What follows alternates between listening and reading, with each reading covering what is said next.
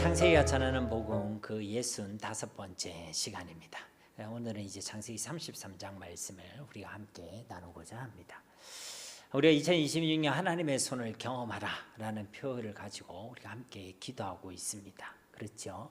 우리가 하나님의 손을 경험해야지만 우리에게 주신 그 믿음의 여정을 우리가 온전히 걸어갈 수가 있기 때문에 그런 것입니다. 누가 있어서 믿음대로 안 살고 싶은 사람이 어디 있겠습니까? 그렇죠? 이 아이만 하나님을 기쁘시게 하는 삶을 살아가고 싶고 이 땅이 아니라 저 하나님 나라의 소망을 두고 살아가고 싶은 것이 우리의 마음일 것입니다.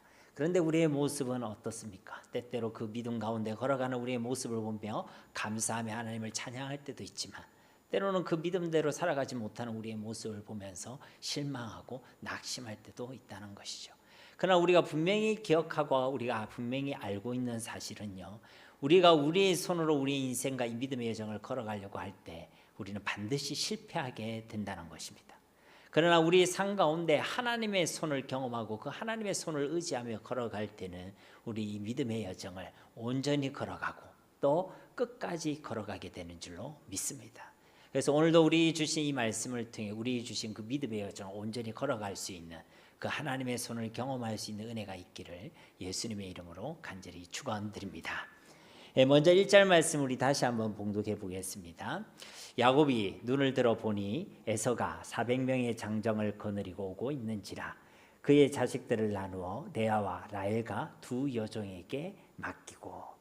오늘 말씀에 이제 히브리어 원문을 보면 여기에 그리고를 뜻하는 히브리어 와우가 이 문장을 시작하고 있습니다. 그러니까 이 말씀은 그냥 시작되고 있는 것이 아니라 그리고 야곱이 눈을 들어 보았다라는 말씀으로 시작되고 있다는 것이죠. 결국 이 말씀이 오늘 이 앞에 있었던 창세기 3장에 있었던 그 사건과 연결되고 있음을 우리에게 말씀해 주고 있는 것입니다. 이 앞에는 어떤 사건이 있었습니까? 이 야곱이 야복 강가에서 하나님을 대면했죠. 그래서 브니엘 하나님을 대면했다. 하나님을 만났다. 그 하나님과 실험했던 그 사건이 기록되어져 있었습니다. 이곳에서 그는요 하나님의 손을 경험하게 된 것이죠. 그래서 그의 이름이 야곱에서 무엇으로 바뀌었죠? 이스라엘로 바뀌게 되어졌습니다. 이스라엘이라는 이 이름의 뜻은요 하나님과 겨루어서 이겼다는 것입니다. 그런데 여러분 이 말이요 이해가 되십니까? 우리 인생은 피조물이고 하나님은 창조주신데 피조물에 불과한 우리 인생이 어떻게 하나님과 겨루어 이길 수가 있겠습니까? 그러니까 이 말씀은요 그냥 야곱이 이 하나님을 실험해서 이겼다. 우리가 알고 있는 그 이긴과는 다른 내용, 다른 의미임을 우리가 알 수가 있는 것이죠. 그래서 제가 지난 시간에도 아마 그 예를 들었던 걸 기억이 나는데요. 자식을 이기는 부모가 있대요, 없대요? 없다는 말이 있습니다. 물론요, 자식 이기는 부모도 많이 있습니다. 대단한 부모들도 많이 있죠. 근데 이것은요, 왜 부모가 자식을 이기지 못한다는 것은 부모가 힘이 없어서 그런 것이 아닙니다. 왜 그렇죠? 그냥 부모이기 때문인 것입니다. 그러니까 죄가 있다면 부모가 죄인 것이죠. 자녀를 사랑하기 때문에 자녀를 위해 희생하고 자녀를 위해 헌신하고 자녀를 위해 양보하고 부모이기 때문에 진짜 사랑하기 때문에 알아도 모른 척하고 그냥 넘어가고 때로는 져주기도 한다는 것입니다. 그러니까 오늘 이 말씀에 이전에 있었던 이 야곱이 하나님과 실험해서 이길 수 있었다라는 것은 하나님의 능력 부족이 아니고 야곱의 대단함이 아니고 하나님께서 져주셨다는 것이죠. 왜요? 그를 사랑하시기 때문에, 야곱을 사랑하시기 때문에. 그러니까 이 이스라엘의 이 의미는요 하나님의 은혜와 하나님의 사랑 때문에 그가 이겼다라는 것입니다. 하나님의 도움으로 이겼다는 것이죠. 이전에 야곱은 어떤 사람입니까? 야곱이란 그 이름은요 움켜잡는다는 의미를 가지고 있었잖아요. 자신의 손으로 이기려고 하고 자신의 손으로 복을 받으려고 하고 자신의 손으로 성공을 움켜잡으려고 했던 인물이 바로 이 야곱이었습니다. 그런데 이제는 이 야복 강가에서요 자기가 움켜져 있던 그 손으로 이제 누구를 붙잡고 있죠? 하나님을 붙잡고 하나님과 실험하고 있다는 것입니다. 바로 그때 그는요 하나님의 손을 경험하게 된 것이죠. 그 야곱의 손을 하나님께서는 외면하지 아니하시고 밤새도록 그와 함께 하셨습니다. 아니 하나님이 말씀 하나만 해도 아마 입김만 후 불어도요 진작 나가 떨어져도 나가 떨어질 것입니다. 그런데요 이 야곱과 밤새도 실험하여 주셨다는 거예요. 그래서 그 야복 강가의 그 밤은요, 야곱에게 있어서 일평생 잊지 못할 은혜의 밤이 되었고, 또 그를 만져주신 하나님의 손을 경험하는 밤이 되게 된 줄로 믿습니다. 자기의 손을 믿고 의지하던 그 인생이 이제 하나님의 손을 의지하고 하나님을 바라고 하나님을 소망하는 그런 인생이 되게 되었다는 것입니다. 그래서 그의 이름이 이스라엘이 되었다는 것입니다. 그리고 하나님의 손을 경험했다라는 그 분명한 증거와 그 흔적을요, 그는 그의 몸에 새기게 되었죠. 그 증거가 무엇이었습니까? 하나님께서 어디를 치셨죠? 허벅다리를 치셨어요. 그래서요, 이 야곱은 이제 어떻게 살아가게 됐냐? 일평생 절름발이로 살아가게 되었습니다. 여러분 보십시오. 사람이 볼 때 이 절름발이가 된 이 야곱의 이 모습은요, 어떻겠습니까? 다른 사람이 볼 때, 아, 저게 예수님 믿다가 절름발이가 됐구나, 그렇게 보이지 않을까요? 그가 겪게 된 그 절름발이 절뚝절뚝거리는 그 모습은요, 실패자의 모습, 상처받은 모습, 그런 억울한 일을 만난 그런 모습으로 보일 수가 있습니다. 어쩌면요, 우리가 믿음 신앙이 없으면 우리 스스로도 그렇게 보일 수도 있어요. 그러나 절개된 이 야곱의 이 다리는요, 그 인생을 만지시고 계신 하나님의 손에 대한 분명한 증거였고 흔적이었다는 거예요. 그를 사랑하시고 그를 부르시고 그를 돌이키게 하시고 그를 온전한 하나님의 사랑으로 빚으시는 가장 분명한 흔적이 바로 그 애가 절름발이가 된 사건이라는 것입니다. 이 사건이 나도 이해가 되지 않고 다른 사람이 볼 때는 이해가 되지 않을 수 있습니다. 나에게는 아픔이 될 수도 있고 부끄러움이 될 수도 있고 아니면 불편함이 될 수도 있습니다. 그러나 이 절름발이 하나님께서 그의 허벅지를 치신 이 이유는요, 도망자였던 그 야곱을 향한 하나님의 경고의 메시지였습니다. 다리가 튼튼해 놓으니까 날마다 도망갔잖아요. 그러니까 하나님이 다리를 치신 거예요. 니 이제 도망다니는 인생 되지 마라. 하나님만을 믿고 의지하라. 자기의 손으로 움켜잡으려 했던 인생을 살고 있는 이 야곱을 향해 이제 하나님의 손으로 하나님의 은혜로 살아가는 이스라엘이 되라라고 말씀해 주신 거죠. 그리고 그가 어디에 있든지 내가 함께 하겠다, 너에게 복을 주겠다는 축복의 메시지였는 줄 믿습니다. 그러니까 이러한 경고와 권면과 축복의 메시지를 그의 몸에 새겨주신 거예요. 사랑하는 성도님 여러분, 2020년 한 해 우리 교회 표가 무엇이라고요? 하나님의 손을 경험하라. 여러분이 아마 그렇게 기도하고 계시죠? 네, 기도하고 계실 건데 여러분 마음 단단히 먹고 기도하시기 바랍니다. 왜냐하면 우리가 하나님의 손이 우리 가운데 어떻게 나타날지 아무도 모릅니다.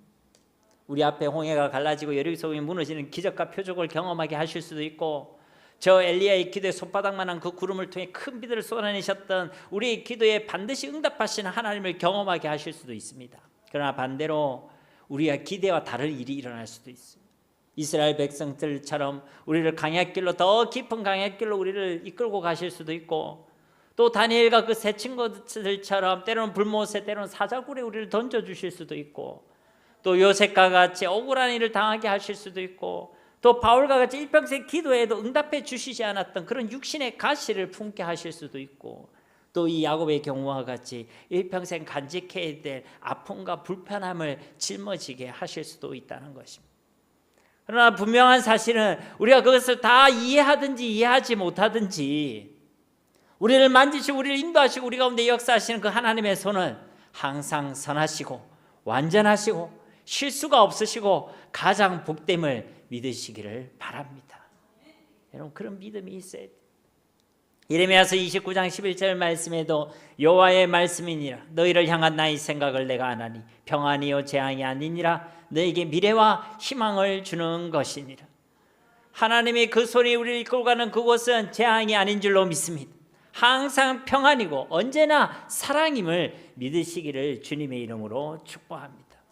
오늘 말씀은요, 그런 하나님의 손을 경험한 뒤에 야곱이 이제 그리고 눈을 들어보니 라는 말씀으로 시작되고 있다는 것입니다. 그의 눈에 지금 무엇이 보였다는 것입니까? 에서가 몇 명요? 400명의 장정을 거느리고 오는 것이 보였다는 거예요. 이 장정이란 말은요, 이씨, 남자들을 얘기하는 거예요. 그러니까 건장한 남자들만 400명, 그러니까 400명이 지금 군대를 끌고 오고 있음을 보게 되는 것입니다.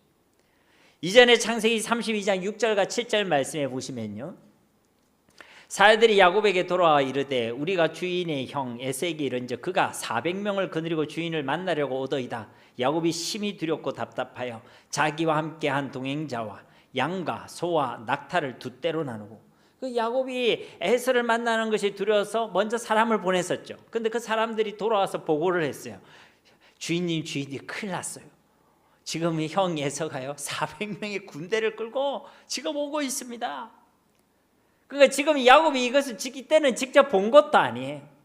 들었습니다. 직접 들은 것도 아니고 종을 통해서 그 소식을 전해 들었습니다. 그런데도 야곱은 어땠습니까? 두려워했어요. 심히 두려워하고 답답해하고 불안해하고 막막해하고 그랬다는 거예요. 듣기만 해도 그랬다는 거예요. 그래서 이전에 있는 말씀들에 보면 야곱이 그 두려움 가운데서 온갖 수단을 다 강구해 보죠. 떼를 나누기도 하고 강을 건널 때도 재물을 보내기도 하고 선물을 세 떼로 나눠 보내기도 하고 다 보내놓고 자기는 어디에? 제일 뒤에 딱 숨으려고 했지. 제일 뒤에 숨어 있었습니다. 물론 그 시간 속에 그는 하나님의 손을 만나게 됐지만요. 그랬던 야곱의 모습과 오늘 본문에 있는 모습을 보면요 차이점이 있습니다. 오늘 2절과 3절 말씀에도 보시면 여종들과 그들의 자식들은 앞에 두고 레아와 그의 자식들은 다음에 두고 라헬과 요셉은 뒤에 두고 자기는 그들 앞에서 나아가되 몸을 7번 땅에 굽히며 그의 형 에서에게 가까이 가니. 그러니까 야곱이 어떻게 하고 있습니까? 지금 보면 역시 딱 구분을 짓고 있죠. 구분을 짓고 있는 걸 자세히 한번 보세요. 이 기준이 뭘까요, 여러분? 맞아요. 아주 예리했네, 그죠? 그 지금 야곱이 자기 마음에 드는 사람, 자기가 좋아하는 사람들 순으로 앞에 두겠어요, 뒤에 두겠어요? 뒤에 두겠죠, 뒤에. 앞에 가면 먼저 에서를 만나면 큰일 나잖아요, 그죠? 그래서 종들과 그의 아들을 먼저 보내고, 그 다음에 레아와 그의 아들을 보내고, 그 다음에 자기가 제일 사랑했던 라헬과 그의 아들 요셉을 뒤에 뒀던 거예요. 그 예전 같으면 이래 놓고 야곱은 원래 어디에 숨어야 돼요? 제일 뒤에 숨어 있어야 되잖아요. 근데 오늘 이 말씀에 보면 뭐라고 되어 있습니까? 그 무리의 선두에 이 야곱이 섰다라고 표현하고, 그 무리들을 지나서 제일 앞에 이제 야곱이 딱 서 있는 거예요. 멋있지 않습니까? 대열을 딱 만들어 놓고 순서를 딱 만들어 놓고 이제 걸어가는 거예요. 걸어갈 때 어떻게 걸어갔겠어요? 쩔뚝쩔뚝거리면서 걸었지. 절름발이니까. 그죠? 쩔뚝쩔뚝거리면서 걸어갔는데 이게 얼마나 멋있는 그림입니다. 그래 딱 앞에 섰죠. 이전과는 완전히 다릅니다. 그러니까 이 야복강에서 이 하나님의 손을 경험한 이 야곱에게요 변화가 일어났다. 일단 보는 게 달라진 것이죠. 예전에는 400명 군사에 대한 소식을 듣는 것만으로도 두려워하고 뒤에 숨던 이 야곱이 이제는 그 400명의 군대를 직접 보고도 무리 앞에 제일 앞에서는 그렇게 해서 나아가는 인생이 되게 됐다는 것이죠. 눈앞의 문제와 그 위기를 문제로만 보지 않았다는 것이죠. 두려움과 염려와 낙심거리로만 보지 않았다는 것입니다. 그 문제와 위기를 이제는 믿음의 눈으로 보고 그 문제 속에서 이제 자기의 손이 아니라 하나님의 손을 보게 된 줄로 믿습니다. 여러분, 자기의 손으로 자기가 움켜쥐려는 인생은요 일단 내 손에 뭐가 쥐어져 있으면 담대할 수 있습니다. 내 손에 뭐가 쥐어져 있습니다. 그런데 내 손에 있는 것이 쥐어져 있지 않을 때 그러면요 낙심해. 내가 질 수 있는 게 없을 때 두려워합니다. 불안해합니다. 이런 인생은요 날마다 오락가락하는 왔다 갔다 하는. 그러나 하나님의 손을 바라보고 하나님의 손에 붙들린 인생은 어떻습니까? 내 손에 뭐가 있으나 없으나 내게 능력 주시는 자에서 내가 모든 걸 할 수 있다는 그 바울의 고백처럼 담대한 인생, 항상 소망을 가진 인생, 항상 믿음으로 살아가는 인생이 되게 되는 줄로 믿습니다.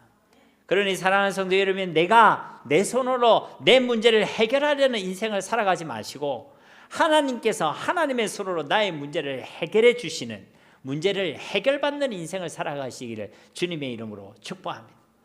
내가 문제를 해결하는 인생은요 피곤한 인생이에요. 그러나 하나님께 문제를 해결받는 인생은 감사할 수 있는 인생이 되게 되는 것입니다. 이처럼 하나님의 손을 경험했던 야곱이에요. 이제 변화가 일어난 거예요. 물론 이런 야곱의 모습 가운데도 아직은 보면 연약한 모습이 그대로 남아는 있습니다. 오늘 말씀에도 보면 여전히 에서의 위협 속에 계산하고 있고 자신의 방법을 궁리하고 있는 야곱의 연약한 모습을 우리는 확인할 수가 있는 것이죠. 그래서 이 대열의 순서를 보면요 야곱의 편애를 확인할 수 있죠. 자기가 사랑하는 대로 지금 순서를 정해가지고 지금 이 대열을 배치하고 있다는 것입니다. 근데 사실 이 편애에 제일 상처받았던 사람이 누굽니까? 사실은 자기잖아요, 자기. 자신의 아버지, 자신의 부모들이 편애로 자녀들을 양육했습니다. 이삭은 야곱을 좋아했어요? 에서를 좋아했어요? 에서를 좋아했죠. 그의 어머니였던 리브가는 누구를 좋아했죠? 야곱을 더 좋아했습니다. 그 편애를 통해서 사실은요, 큰 불행의 씨앗이 불행한 열매로 맺어지게 된 것이었죠. 그런데 이 야곱이요, 그것을 반복하고 있는 거예요. 또 편애하고 있고, 나중에 이 불행의 씨앗이 어떻게 됩니까? 형들이 이 요셉을 시기하죠. 또 죽이려 하죠. 그래서 노예로 팔아버립니다. 불행의 열매로 맺어지게 된다는 것이죠. 하나님의 손을 경험한 야곱이었지만 그렇다고 그시로 그가 완전한 인간이나 완벽한 인간이 되지는 않았다는 거예요. 여전히 이 연약함을 가지고 있음을 우리가 확인할 수 있다는 것입니다. 그러나 우리가 잊지 말아야 될 것은요, 하나님의 손을 경험한 사람은 그 가운데서 반드시 변화가 있다는 것이죠. 우리가 생각할 때 완전히 달라진 완벽한 인간으로 변하는 그런 변화는 우리 가운데 이 땅에서는 일어나지 않습니다. 왜냐하면 예수님 외에는 완벽한 인간이 없어요. 우리가 생각할 때 저 바울도 대단한 사람이지만 그의 마음에 육신의 법, 사망의 법과 성령의 법이 날마다 싸운다고 자기는 공고한 자라고 고통스러운 사람이라고 고백했습니다. 그러나 우리가 하나님의 손을 경험하면 그 가운데 아무런 변화가 없을 수는 없다는 것이. 오늘 이 야곱의 모습을 보십시오. 비록 그 연약함을 가지고는 있지만 뒤에 숨던 인생이 이제는 앞에 서는 인생이 되고, 건강한 두 다리로 문제 위기 앞에서 자꾸만 도망가던 인생이 비록 절름발이가 되었지만 그 문제 앞에서 당당히 서는 인생이 되게 되었다는 것입니다. 그러니까 반드시 변화가 일어나게 된다는 거예요. 하나님의 손을 경험하면 어제보다는 오늘이 더 나아지게 되는 것이고, 지난 한 해보다는 새로운 한 해에 우리는 더 나아짐을 경험하게 되는 것이고, 그렇게 우리가 날마다 보다 믿음의 사람으로 세워지는 것이고, 보다 예수님을 닮아가는 예수의 사람이 되어져 가는 것이고, 더욱더 하나님의 은혜와 복을 풍성히 누리는 축복의 사람들로 세워져 가게 된다는 것입니다. 2026년 새해에는 이런 하나님의 손을 경험해서 우리 가운데 하나님께서 기뻐하시는 변화의 역사를 경험하게 되시기를 주님의 이름으로 축복합니다. 어쨌든 이 두려움 가운데 숨지 않고 앞으로 나아갔던 이 야곱은요, 놀라운 기적을 경험하게 되죠. 4절 말씀해 보시면 에서가 달려와서 그를 맞이하여 안고 목을 어긋맞추어 그와 입 맞추고 서로 우니라. 이 기적이 일어난 거예요. 여러분, 어떤 일이 일어났습니까? 에서가 변한 거예요. 에서는 어떤 사람이었지? 이 야곱을 죽이겠다라고 잔뜩 벼르고 있었던 이 에서죠. 그래서 그 마음이 어떻게 사라졌던 것이 아니라 칼을 갈고 있던 사람이었습니다. 그래서 이제 야곱이 떴다라는 소식을 딱 듣자마자 400명의 장병을 내리고 출동했던 사람이죠. 그런데요, 이 에서가 야곱을 딱 보면서 우리가 생각할 때는 칼을 탁 창 빼면서, 그렇죠? 목을 내놔라 할지 모르겠지만 그래야 될 이 에서가 어떻게 하고 있습니까? 보자마자 그에게 달려왔어요. 그를 맞이했습니다. 야곱을 환영해 줬다는 거예요. 그리고 그를 목이 서로 어긋나도록 말을 목을 이렇게 교차되도록 그렇게 꼭 안아줬다는 거예요. 그러니까 꼭 안 안으면 목은 교차가 되지가 않습니다. 그만큼 꼭 안아줬다는 거예요. 그리고 그와 입 맞추고 뭐 했다고요? 서로 울었다는 거예요. 그럼 이미 지금 마음이 다 풀렸다는 거예요. 같이 울었다는 거는요, 이 마음이 다 풀렸다는 거예요. 그야말로 기적이 일어난 거예요. 야곱이 지난 20년 동안 저 멀리 바단 아람에서 부모님의 얼굴도 보지 못하고 그를 사랑해 주었던 어머니의 죽음도 지켜보지 못하고 그랬던 이유의 핵심적인 이유가 무엇이었습니까? 이 에서 때문이었잖아요. 에서가 무서워서, 에서가 자신을 죽일까 봐, 그것이 두려워서 그는 오지 못했습니다. 그런데 그 20년 동안 그가 가지고 있었던 그 숙제, 20년 동안이나 이 야곱을 두려워하게 만들었고 그를 짓눌렀던 그 문제, 도무지 해결되지 않을 것 같은 그 문제가 이 한순간에 한 번에 해결되었다는 것입니다. 여러분, 야곱이 이전에 세 떼를 나눠 선물을 보냈는데 선물 공세가 먹혀서 그런 것입니까? 아니죠. 뒤에 보면 말씀에 우리 통해 확인할 수 있지만 에서는요, 이 선물을 받을 생각도 없습니다. 최소한 선물 때문이 아니란 것이죠.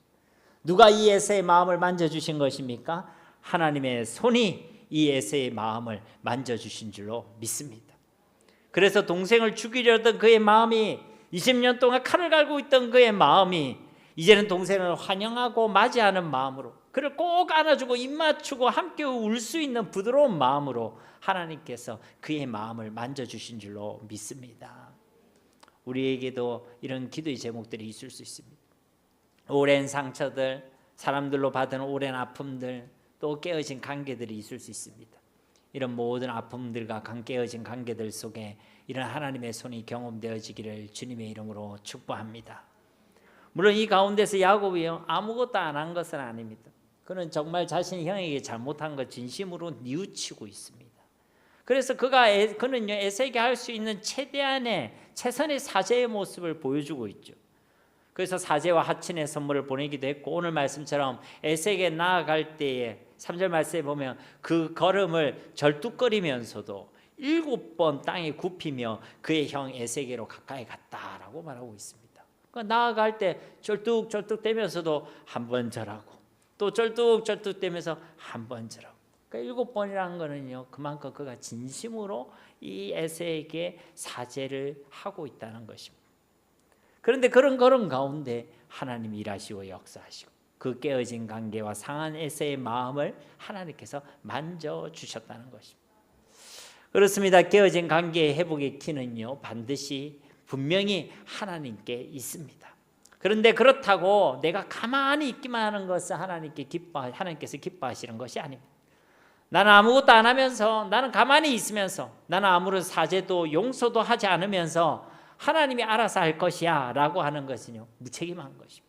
그건 건강한 믿음과 건강한 신앙이 아닌 것이죠.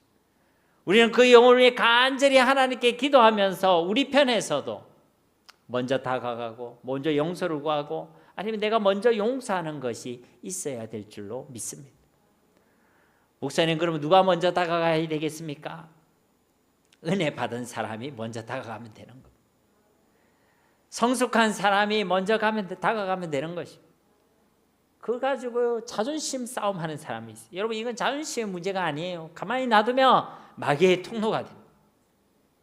이것이 해결돼야지 사랑과 사랑 관계가 회복되어야지 그것이 은혜의 통로가 되고 축복의 통로가 되고 그러니까 이걸 자존심 때문에 미루고 있는 거는요 하나님 말씀에 대한 불순종이고 마귀에게 틈을 주는 것입니다.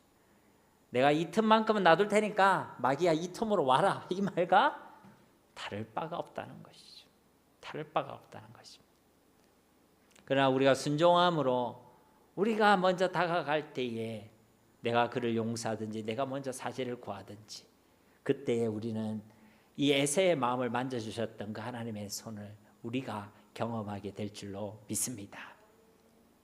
5절 말씀에 에서가 눈을 들어 여인들과 자식들을 보고 묻되 너와 함께한 이들은 누구냐? 야곱이 이르되 하나님이 주의 종에게 은혜로 주신 자식들이니이다.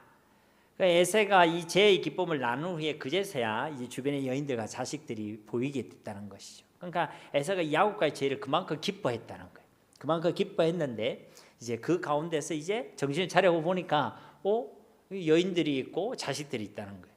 그래서 이제 물었죠. 이들은 누구냐?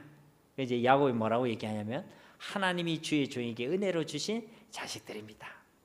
자신의 이름대로 자기가 움켜잡은 것들이 아니라 하나님의 손으로 주어진 하나님의 은혜임을 이 야곱이 고백하고 있다는 것입니다. 야곱의 변화가 일어난 것이죠. 우리에게도 뭔가 일이 딱 있으면 물어볼 거 아닙니까? 사람들이 물어보겠죠. 야 이거 어디서 났냐? 어떻게 이렇게 될 수 있었냐? 그때 여러분의 손을 자랑하지 말고 내가 기가 막히게 내가 선택을 잘했다. 내가 저 건물을 내가 기가 막히게 잘 샀다. 내가 이번에 뭐 코인을 잘했다. 주식을 잘했다. 이런 말 하지 마시고 하나님의 은혜입니다. 하나님께서 내게 허락하신 것들입니다. 하나님을 자랑하고 하나님을 높이게 되시기를 바랍니다. 6절과 7절 말씀해 보시면 그때 여종들이 그의 자식들과 더불어 나와 절하고 레아도 그의 자식들과 더불어 나와 절하고 그 후에 요셉이 라헬과 더불어 나와 절하니 야곱이 소개한 후에 이제 차례대로 에서에게 그의 가족들이 인사하는 장면이 기록되어 있죠. 8절 말씀에 에서가 또 이르되 내가 만난 바 이 모든 때는 무슨 까닭이냐? 야곱이 이르되 내 주께 은혜를 입으려 함이니이다. 그러니까 여기서 말하는 이 때, 이 모든 때는 뭐죠? 앞에 보면 세 때로 나눠가 막 가축들을 보냈었죠, 그죠? 우리가 그때 숫자를 세려 보니까 550마리고 또 우리가 새끼를 추정했을 때는 580마리. 그러니까 어마어마한 지금 가축 선물 세트를요 보냈다는 거예요. 한마디로 용서를 구한 것이. 근데 이제 에서가 보고 묻는 거죠. 이건 왜 주냐? 왜 이걸 나한테 주느냐? 그걸 물었다는 거예요. 야곱이 뭐라고 하냐면 내 주께 은혜를 입으려 함이니이다. 내 주께 은혜를. 그러니까 내가 에서 형의 은혜를 받기 위해서입니다. 이렇게 얘기하는 거예요. 그러니까 지금 용서를 구하는 것으로 지금 이제 사제의 선물, 화친의 선물을 주고 있다는 것이죠. 그래서 우리가 알 수 있는 것은 이 야곱이 자기가 형에게 범한 그 실수를 인정하고 있다는 것이고 또 그 용서받는다는 것이 당연한 것이 아니라 은혜임을 그가 고백하고 있다는 것입니다. 사랑하는 성도 여러분, 당연한 용서라는 것은 없습니다. 우리 주님께서도 우리를 용서하시고 영원한 용서를 허락하시기 위하여 저 십자가에서 몸을 찢으시고 피 흘리시고 우리를 위해 죽기까지 하셨습니다. 당연한 게 아니란 거죠. 우리는 뭐 당연히 구원받는다 이렇게 생각할지 모르겠지만 그게 주님의 헌신과 생명을 다한 사랑이 있었다는 것입니다. 철저히 하나님의 은혜고 선물이란 것이죠. 사랑과의 관계 속에서도 당연한 용서란 건 없습니다. 내가 잘못했으니까 내가 이렇게 잘못했다 했으니까 네 나를 용서해야지 이런 게 있어요 없어요? 그런 거 없다는 거예요. 내가 이만큼 했으면 네도 나를 해줘야지 이런 거 없습니다, 여러분. 그걸 요구하는 순간 서로 또 불편해지는 거예요. 당연한 용서라는 것은 없습니다. 그 속에 사랑이 있어요. 그 사랑의 수고와 이해와 양보와 배려가 있을 때 그때 우리 가운데 맺어지는 은혜의 열매가 바로 용서인 줄 믿습니다.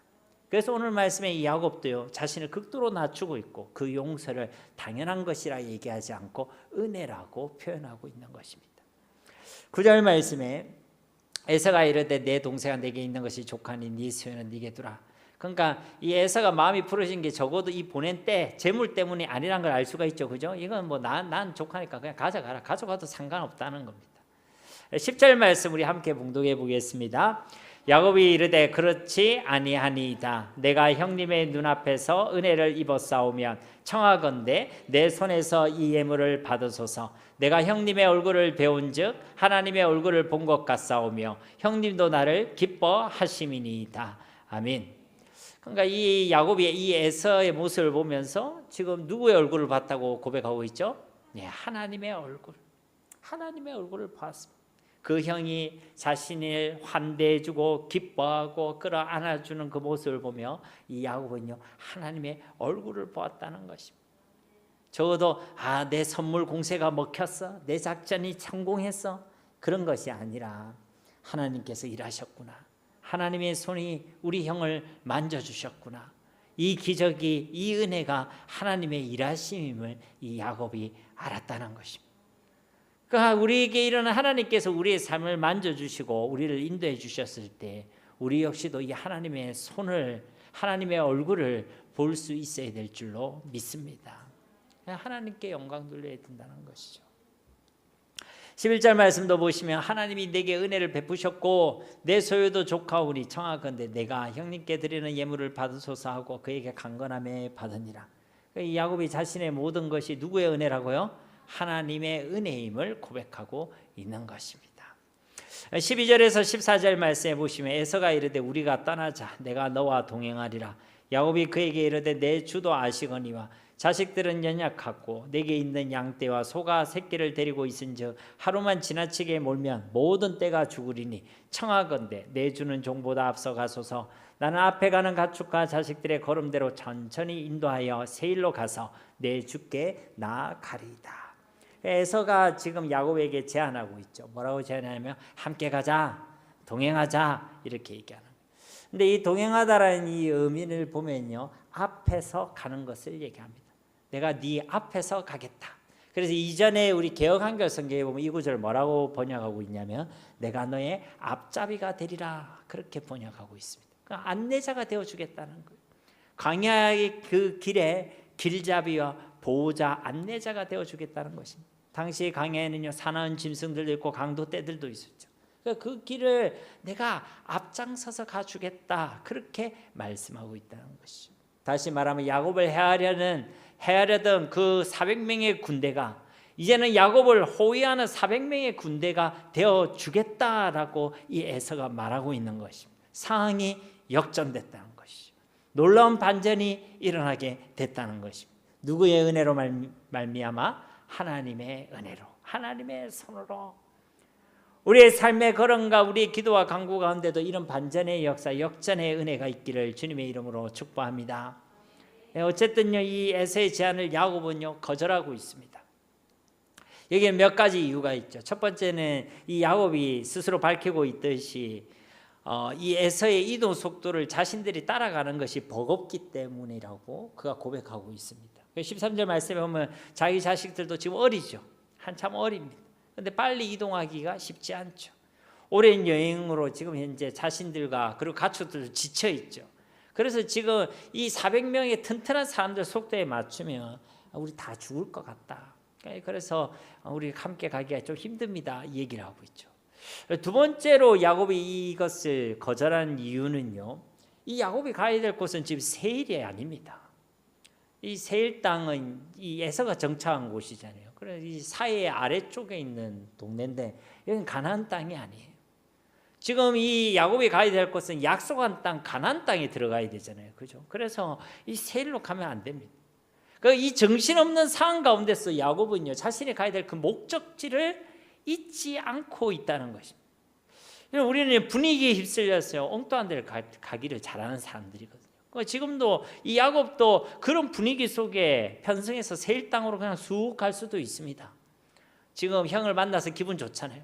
형을 만나서 이 무거운 1세기 때 20년 동안 지고 있던 그 짐을 내려놓게 되어졌습니다. 물이 들어왔을 때 노를 어떻게 하라고요? 저으라고.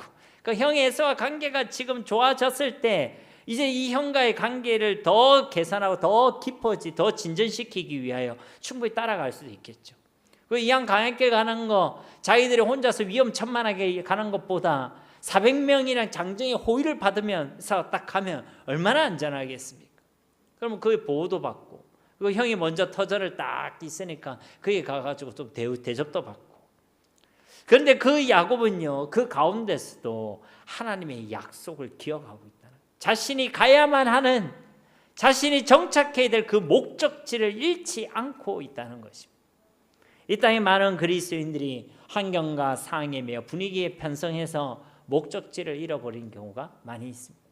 힘들면 힘들다고 목적지를 잃어버리고, 기쁘고 재밌고 즐거우면 또 즐겁다고 그 목적지를 잃어버리고, 때로 너무 바쁘다고 우리가 걸어가야 될 그 길을 뒤로하거나 포기해버리고, 때로는 너무 편안하다고 우리가 그 길을 걸어가지 않고 주저앉아 있거나 버티고 있거나 그렇게 걸어가지 않는다는 것입니다. 저와 여러분은 어떤 상황과 어떤 환경 속에서도 이 야곱과 같이 목적지를 잃어버리지 않는 은혜가 있기를 다시 한번 주님의 이름으로 축복합니다. 목적지를 잊지 마세요. 하나님 여러분을 그냥 부르신 거 아닙니다.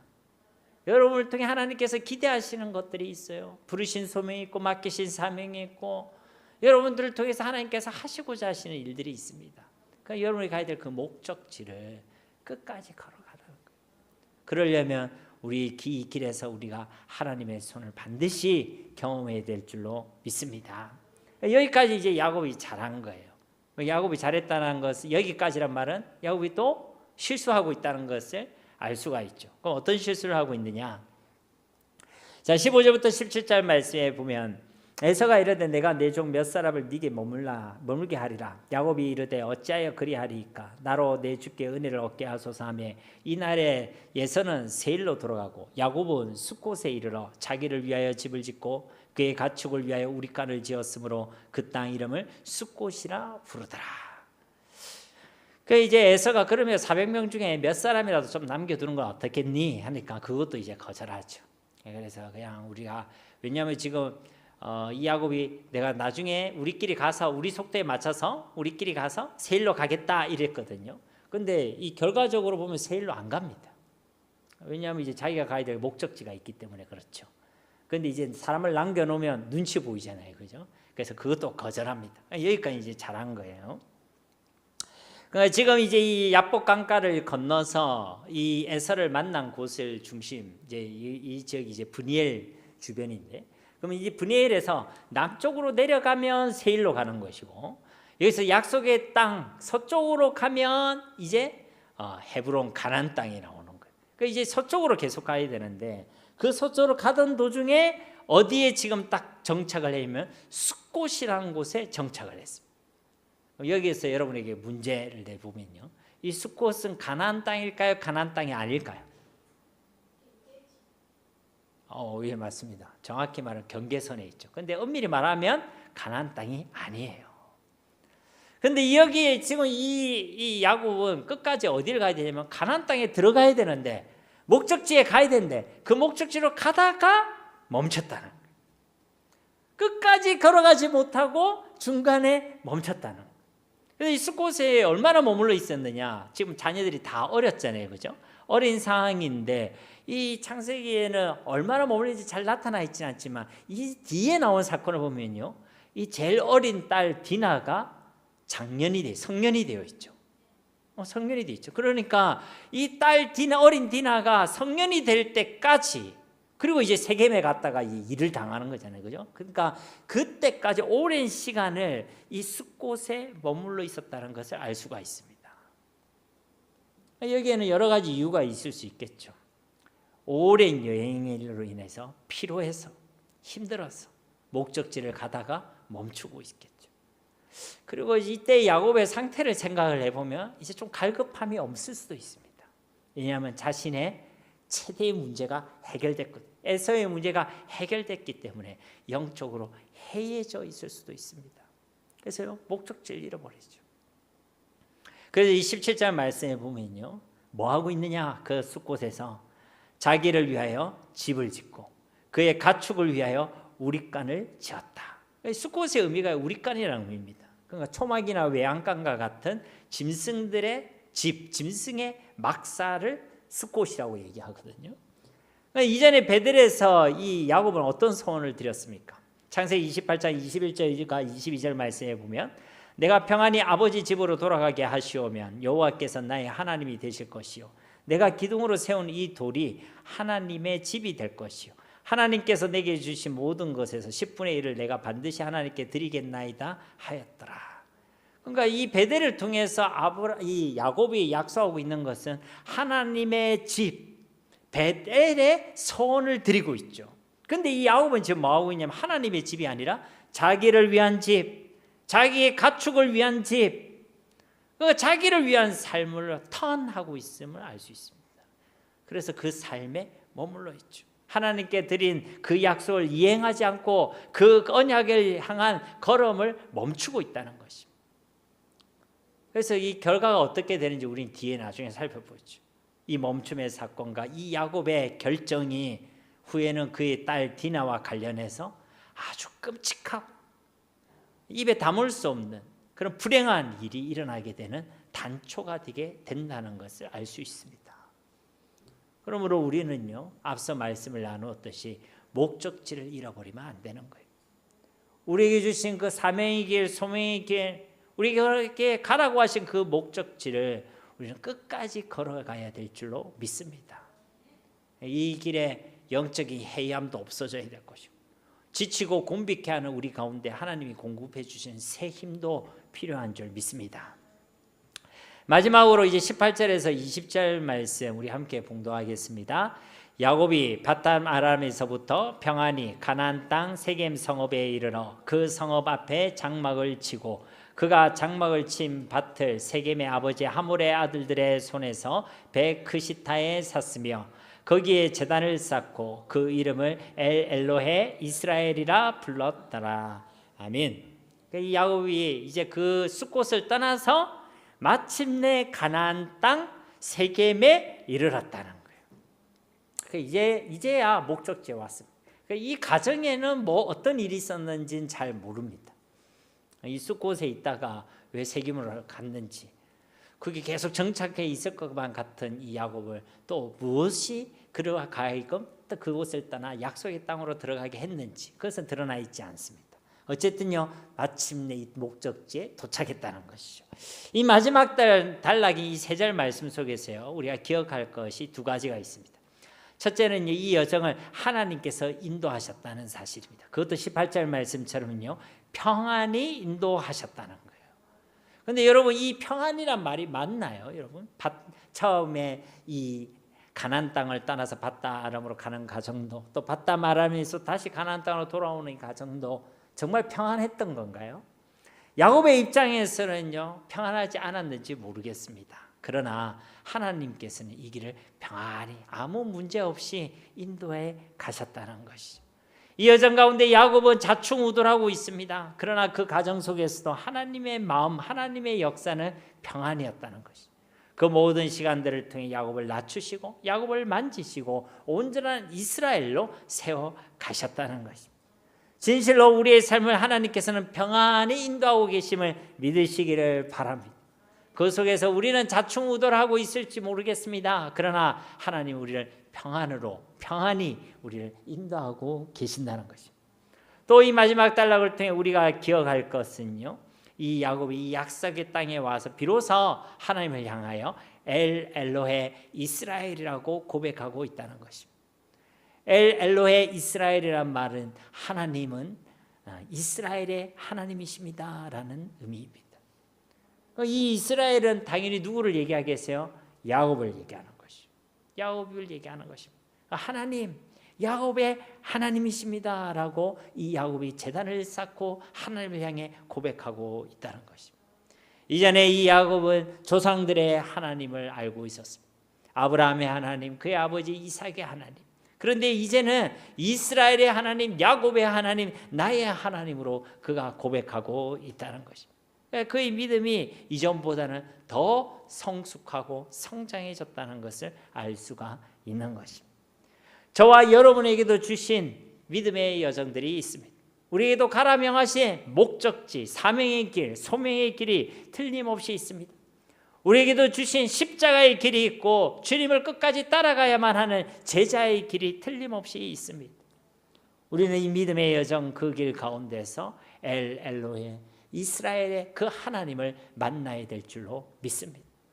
자꾸만 다른 사람의 하나님, 누구의 하나님이 아니라 나의 하나님, 그분의 손을 우리는 경험해야 한다는 것입니다. 그래야 길을 잃지 않습니다. 그래야 그 목적지를 향해 끝까지 걸어갈 수가 있습니다. 우리에게 주신 믿음의 여정 가운데 그 하나님의 손을 분명하게 경험해서 그 목적지를 끝까지 걸어갈 수 있는 복 있는 주님의 백성들이 다 되시기를 예수님의 이름으로 간절히 축원드립니다. 우리 말씀을 기억하시면서 이 시간 함께 기도하기를 소망합니다. 주님, 우리에게 주신 믿음의 여정, 우리에게 주신 이 목적지를 우리가 끝까지 걸어갈 수 있기를 원합니다. 길을 잃지 않기를 원합니다. 이 가정 가운데 하나님의 손을 경험하게 하셔서 주님 허락하신 이 길을 우리가 끝까지 믿음으로 걸어가게 하시고, 이에 우리의 삶이 하나님께 기쁨이 되게 하시고 하나님의 뜻을 이루는 복 있는 삶이 되게 하옵소서. 우리 함께 이 시간을 위해 기도하겠습니다. 아버지 하나님, 감사합니다. 우리 한 사람을 진실로 사랑하시는 주님, 오늘도 우리에게 하나님의 귀한 말씀, 약속의 말씀, 기도의 제목들, 또 하나님 소망을 주심을 주님 감사드립니다. 하나님, 우리 주신 이 믿음의 여정을 우리가 끝까지 걸어갈 수 있는 자들이 되길 원합니다. 하나님, 이 여정 가운데 우리가 지치거나 곤비치 않길 원합니다. 하나님, 영적으로 마음으로 해이해져서 하나님 우리가 이 길을 포기하거나 잊어버리는 자들이 되지 않길 원합니다. 우리를 부르셨던 그 소명의 길, 우리에게 맡기셨던 그 사명의 길, 우리가 짊어져야만 하는 그 십자가의 길, 우리가 끝까지 따르고 사모해야 될 그 제자의 길을 하나님 우리가 끝까지 걸어가게 하여 주시옵소서. 이 믿음의 여정을 우리가 끝까지 믿음으로 걸어갈 수 있는 주님의 백성들이 다 되게 하여 주시옵소서. 하나님, 이를 위해 우리가 우리의 삶 가운데 하나님의 손을 경험하기를 원합니다.